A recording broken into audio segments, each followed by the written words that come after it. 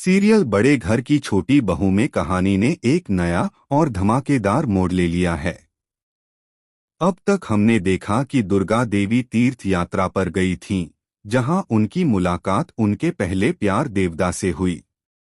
देवदा ने उनसे अपने दिल की बात कह दी कि वह आज तक उन्हें भूल नहीं पाए हैं और सिर्फ उनसे ही प्यार करते हैं। शुरुआत में दुर्गा देवी को यह सब सुनकर अजीब लगा और उन्होंने सोचा कि इस उम्र में ऐसे रिश्ते ठीक नहीं लगते। लेकिन धीरे धीरे उन्हें एहसास हुआ कि अगर वह अपनी बाकी जिंदगी देवदा के साथ नहीं बिताती तो वह अपने पहले प्यार को कभी पूरा नहीं कर पाएंगी। भावनाओं के आवेग में वह देवदा को गले से लगा लेती हैं और वहीं तीर्थ यात्रा के दौरान उनकी प्रेम कहानी की एक नई शुरुआत हो जाती है। दुर्गा देवी ठान लेती हैं कि वह अब दुनिया की परवाह किए बिना अपने पहले प्यार को अपनाकर ही रहेंगी। उसी मंदिर में दोनों की शादी हो जाती है और दुर्गा देवी पूरे दिल से देवदा को अपना पति मान लेती हैं। घर लौटने के बाद जब दुर्गा देवी देवदा को अपने साथ लेकर आती हैं, तो मोहल्ले और परिवार में हंगामा मच जाता है। अहाना को छोड़कर बाकी सब हैरान और गुस्से में आ जाते हैं। अहाना सबके सामने अपनी मां का पक्ष लेती है और कहती है कि उन्हें भी जीने और अपने फैसले लेने का पूरा हक है।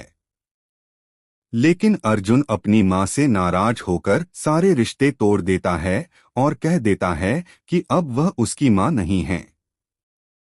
यह सुनकर दुर्गा देवी का दिल टूट जाता है, लेकिन उन्हें सुकून है कि अहाना उनके साथ खड़ी है।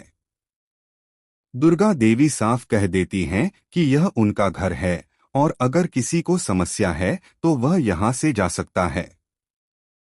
इसी बीच कहानी में पारो का कबड्डी प्रतियोगिता में हिस्सा लेना सबको चौंका देता है। जब वह मैदान में उतरती है तो पोटलू गुस्से से आग बबूला हो जाता है। उसे लगता है कि पारो ने ऐसे कपड़े पहनकर और कबड्डी जैसा खेल खेलकर परिवार का अपमान कर दिया है। वह उसे सजा देने की धमकी देता है। पारो शुरुआत में डरी हुई रहती है, लेकिन अहाना उसका हौसला बढ़ाती है। अहाना की हिम्मत से प्रेरित होकर पारो शानदार खेल दिखाती है और प्रतियोगिता जीतकर बड़ा इनाम हासिल करती है।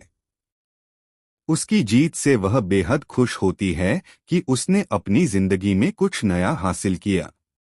लेकिन बुआ जी पारो की इस सफलता से भड़क जाती हैं और कहती हैं कि ऐसी बहू को वह घर में नहीं रहने देंगी।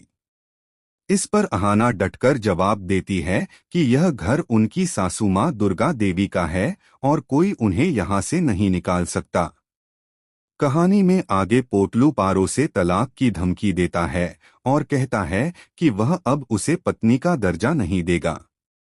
इस पर अहाना साफ कह देती है कि अगर वह तलाक देना चाहता है तो दे सकता है, लेकिन उसे इतना धन देना होगा कि पारो अपनी जिंदगी आराम से गुजार सके। पोटलू यह सुनकर हैरान रह जाता है और तलाक का फैसला टाल देता है।